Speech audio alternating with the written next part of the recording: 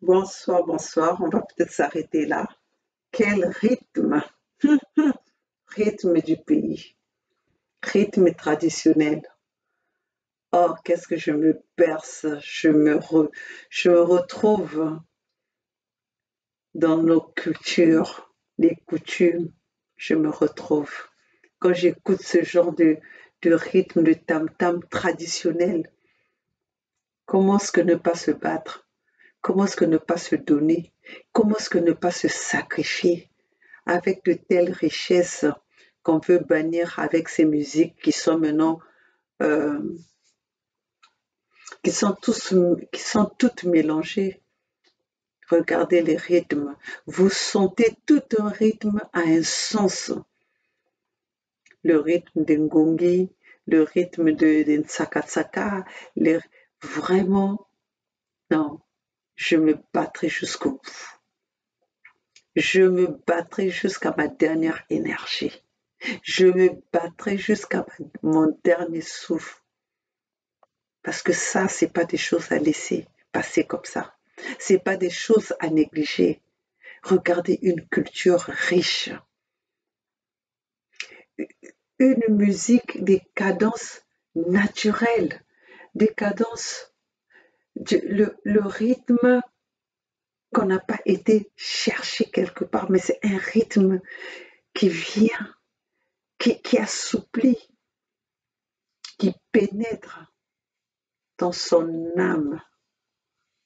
Oh, chers compatriotes, levez-vous, levez-vous. Quand je vous mets ces rythmes-là, c'est pour que vous vous rappelez d'où vous venez, vous vous rappelez de vos origines. Peu importe d'où on vient en Afrique, nous avons tous ces rythmes-là. Nous avons tous ces rythmes-là. Malheureusement, nous avons tourné le dos à cette richesse musicale. Mes chers compatriotes, ce soir, c'était pas tout ce que je suis venue devant ma caméra pour parler avec vous. Chers compatriotes, les amis du tiers-monde, du monde entier, ma famille de la Fédération Congo, ma famille Congo. Moi, maman Olga, je veux dire ceci. Bonjour, bonsoir. Je sais que partout où vous êtes, vous qui avez l'habitude de me suivre, vous savez bien que quand maman Olga elle vient, c'est que nous avons des choses à se dire. Nous avons des informations à se partager. Mais aussi, des fois, j'ai besoin d'interpeller et j'ai besoin de comprendre des choses. Parce que je ne suis pas complète à moi toute seule. J'ai besoin de vous, de m'apporter quelques informations, de m'apporter quelques renseignements, de m'apporter ce que je ne sais pas. Parce que nul n'est ne complet sauf le bon Dieu. Chers compatriotes, moi, maman Olga, s'il y a quelque chose, je dis bien s'il y a quelque chose que je refuse, c'est d'être fanatique. De mon existence, je ne serai jamais fanatique de qui que ce soit. Je pourrais supporter quelqu'un dans ses idées, dans sa façon de faire, mais je ne serai jamais fanatique parce que quand on est fanatique, on devient mouton. Quand on est fanatique, on oublie même ses capacités. On oublie les capacités de soi-même. On oublie même qui on est. On oublie son intelligence. On oublie ses valeurs. On oublie tout. Ma vidéo de ce soir, c'est je voulais juste des petites explications. Les petites explications que j'ai besoin, ça serait au niveau du professeur que je suis tous les jours, qui m'enseigne beaucoup de choses, qui m'emporte par ses explications, qui me fait, quand je le regarde, je dis waouh, il a des connaissances, il est intellectuel, il a passé son temps à l'école, il passe son temps à lire. Et ces informations, nous devons le prendre avec, nous devons l'accueillir comme une bénédiction. Parce que on va pas se casser, on va pas se cacher la face. Il connaît son sujet. Il connaît de quoi il parle. Mais sauf il y a une chose dont je ne suis pas d'accord avec lui, c'est le suivisme. C'est sa tendance fanatique. Le fanatisme qu'il a envers un individu. C'est ça deux fois qui me laisse penser en me disant, mais au niveau de son intellectualisme, au niveau de ses connaissances, comment est-ce qu'il n'arrive pas à voir, moi, simple maman Olga, qui n'a pas ce niveau que ce professeur a, parce que moi, je ne suis pas professeur. Mais je me pose la question, mais comment est-ce qu'il n'arrive pas à voir? Est-ce que c'est nous qui avons tort? C'est nous qui ne voyons pas parce qu'on n'a pas son niveau intellectuel? Ou bien il échappe à quelque chose, il y a quelque chose qui lui échappe? En pensant à ça, je me dis que il n'y a pas seulement l'intellectuel ou l'intellectualisme qui peut t'emmener à un niveau de raisonnement, mais c'est la sagesse.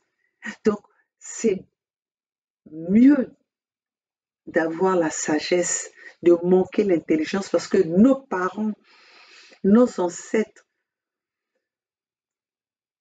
trouvaient des solutions où ils arrivaient à résoudre des problèmes rien qu'avec la sagesse. La sagesse couvre tout. Dans la sagesse, il y a l'intellectuel. Dans la sagesse, il y a, en fait, il y a tout. Mais je me demande comment est-ce que ce monsieur n'arrive pas à voir que ça, c'est quelque chose qui ne peut pas s'attarder dessus. Ça, c'est quelque chose que cet humain-là, il doit pas trop en parler parce que c'est une honte. C'est pas un humain qui est exemplaire. C'est pas un humain qui est qu'on peut donner la communion sans bénédiction. Il s'agit du professeur Yamsi. Yamsi, quand je regarde le professeur Yamsi, c'est comme si je suis en train de prendre un cours de philosophie. Le professeur Yamsi t'emporte dans ses explications.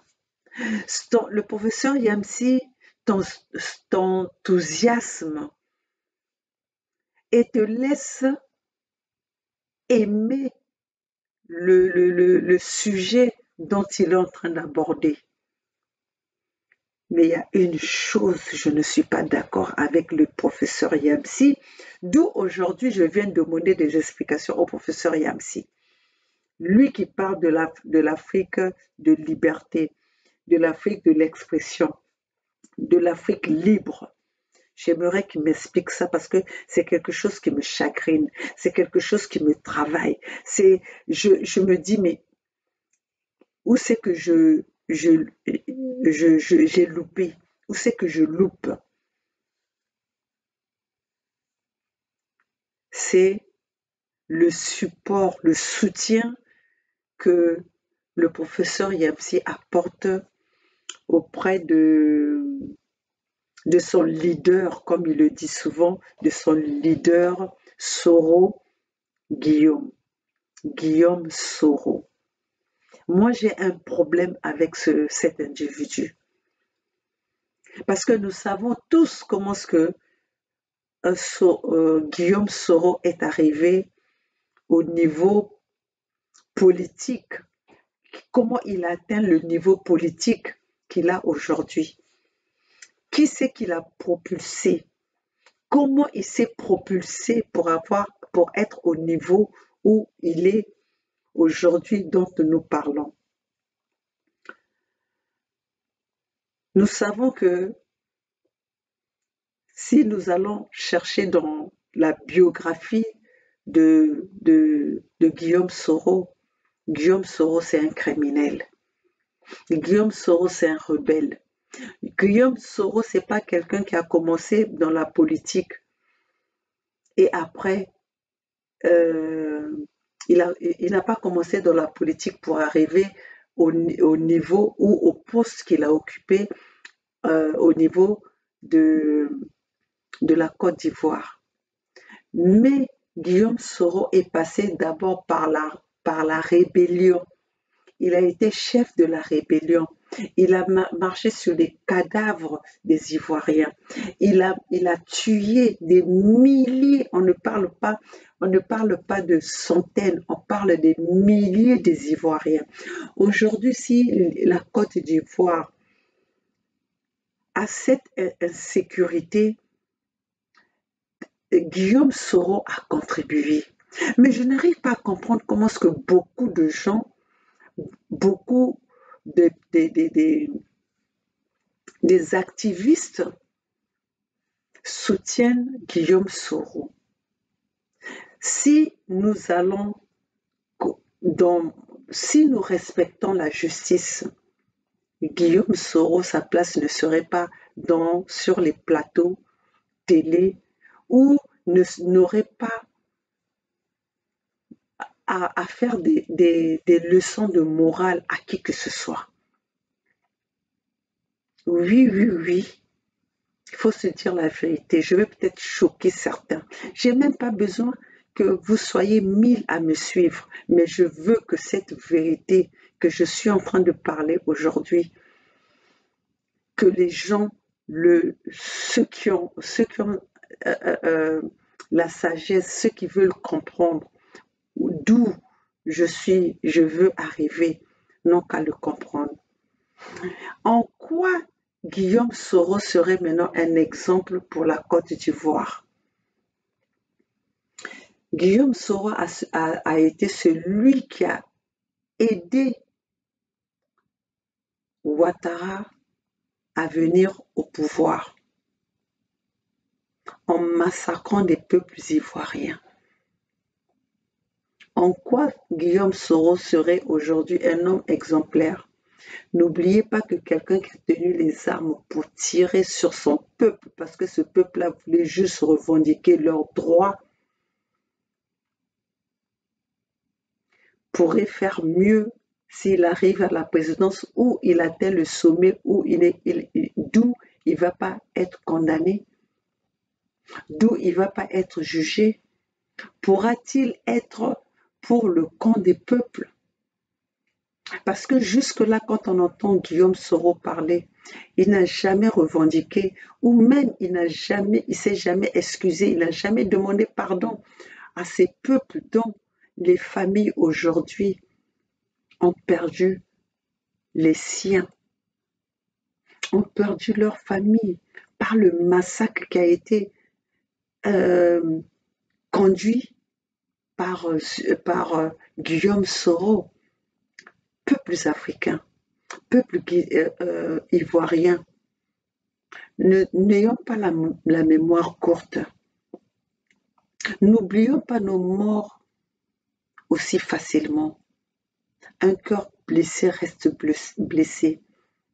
Guillaume Soro pourra-t-il remplacer ces peuples qu'il a tués? Pourra-t-il remplacer ces êtres humains à leur famille? Pour qu'ils viennent aujourd'hui indexer Ouattara. Mais qui dit Ouattara dit Guillaume Soro. Si Ouattara est un assassin, si Ouattara est un génocidaire, tout ce que nous pouvons traiter Ouattara, mais il en est de même pour Guillaume Soro. Vous croyez qu'aujourd'hui, Guillaume Soro est véritablement un ennemi de Ouattara? Ou bien Guillaume Soro aujourd'hui ferait la volonté des peuples, lui qui a tiré sur les peuples, lui qui est responsable aujourd'hui que la Côte d'Ivoire, il y a des armes qui sont dans les mains des civils, parce qu'ils ont voulu, ils ont tiré sur les peuples pour arriver à ce sommet, pour arriver au résultat de placer Ouattara au pouvoir. Ouattara n'a jamais gagné les élections. Qu'on se dise les vérités. Ouattara n'a jamais gagné les élections. Ouattara est arrivé au pouvoir par le soutien de Sarkozy, par le soutien des organismes internationaux qui ont fait passer les armes pour tirer sur les peuples ivoiriens. On ne va pas se le cacher. Pourquoi veut-on tourner la page des criminels? Pourquoi veut-on oublier les crimes commis par ceux qui aujourd'hui veulent parler au nom des peuples? Pensez, n'oubliez pas que un chien ne change jamais la façon de s'asseoir. Le chien ne change jamais la façon de s'asseoir.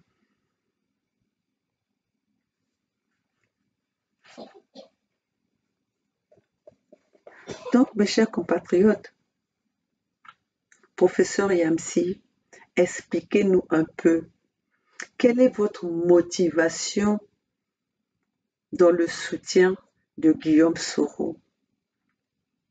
Qu'est-ce qui fait à ce qu'aujourd'hui vous pensez que Guillaume Soro est un homme sain et un homme qui doit être au commandement de prendre les commandements de la Côte d'Ivoire? Expliquez-nous un peu. Parce que je sais que si vous nous expliquez, on va comprendre. Vous savez très bien le faire. Parfois, je me demande comment est-ce qu'on peut être fanatique à ce point. Vous n'allez pas venir nous dire que Guillaume Soro n'a pas tué. Vous n'allez pas venir nous dire que Guillaume Soro n'a pas participé à la rébellion de la Côte d'Ivoire. expliquez-nous un peu quelle est votre motivation à soutenir Guillaume Soro.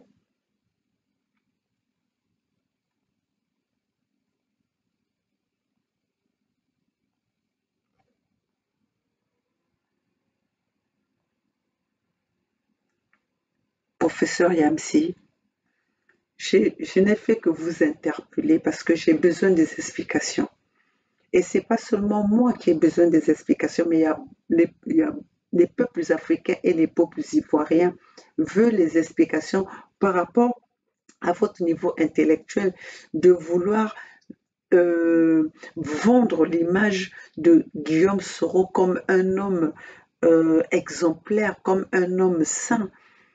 Cela fait quand même baisser votre crédibilité. Vous qui parlez de l'Afrique de liberté, vous qui parlez de l'Afrique euh, de l'Afrique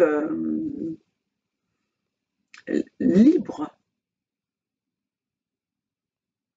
Mais si nous voulons parler désormais d'une Afrique libre, d'une Afrique juste, d'une Afrique exemplaire, pourquoi nous vendre l'image de Guillaume Soro dont nous savons tous qu'est-ce qu'il a fait dans le passé?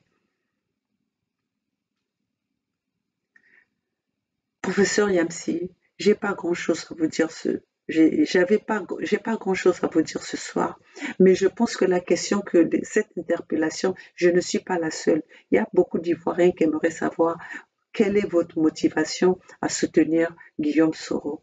Guillaume Soro, c'est un criminel parce qu'il a tué, il a tenu les armes pour tuer les peuples ivoiriens. Expliquez-nous votre motivation.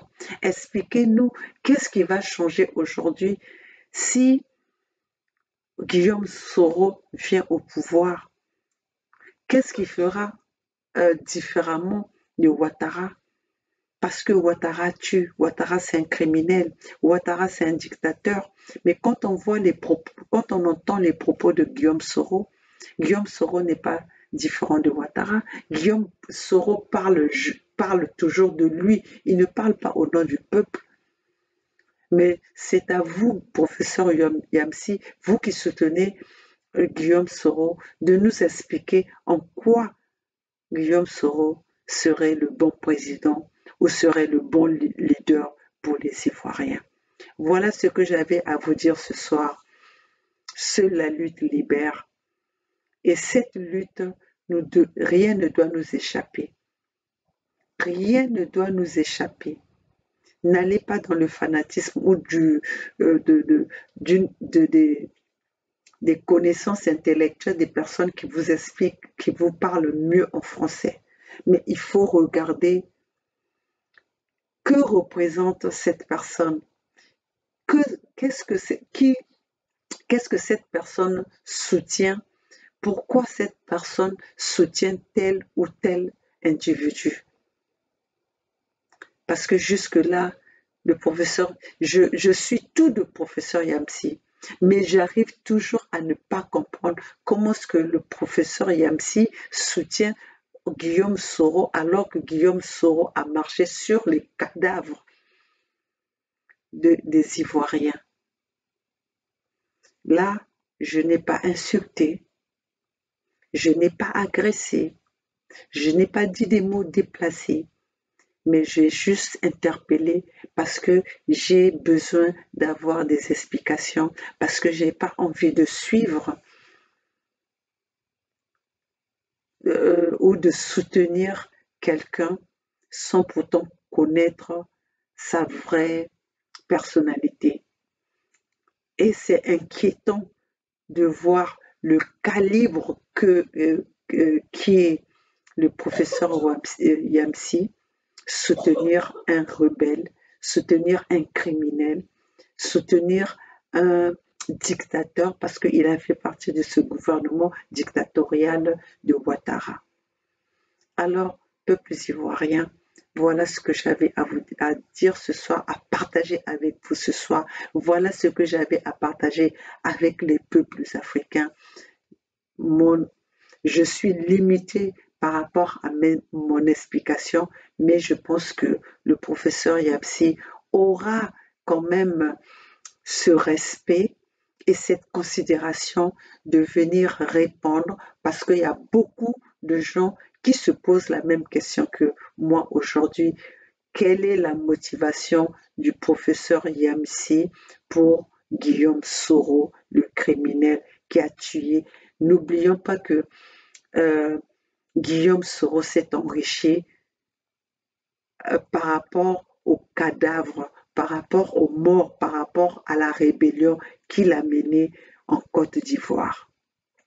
Alors, mes chers compatriotes, moi, c'est maman Olga depuis les États-Unis, la maman de la Fédération Congo, la maman qui se bat pour la liberté de ces peuples Congo, la maman qui se bat pour la souveraineté, pour les territoires Congo, qui aujourd'hui occupés par les Rwandais pour exterminer le peuple Congo, qui aujourd'hui, les peuples Congo sont dans le plan des Occidentaux pour les pousser en exil, pour occuper les terres Congo, parce que les terres Congo sont riches. Alors, chers compatriotes, nous sommes là pour dénoncer le mal que les Occidentaux ou le mal que les gens qui ont les mauvais esprits pour pour l'extermination de notre peuple. Alors, chers compatriotes, seule la lutte libère. Le peuple gagne toujours. Nous sommes les Bansao. Congo d'Italie. Ça, c'est les peuples Congo. Alors, j'invite tous les Congos du monde entier, partout où vous êtes, n'hésitez pas de signer la pétition de la Fédération Congo, car ça, c'est le seul chemin qui va nous emmener à libérer nos terres, à chasser l'ennemi qui occupe nos terres illégalement. Alors, chers compatriotes, sur ce, je vous dis bonne soirée. Professeur Yamsi vient donner des explications parce que je ne suis pas la seule qui veut connaître votre motivation, votre attachement, votre engagement auprès du leader Guillaume Soro, auprès du criminel, le rebelle Guillaume Soro. Expliquez-nous, nous sommes nombreux à vouloir savoir. Abou Pia, seule la lutte libère, le peuple gagne toujours.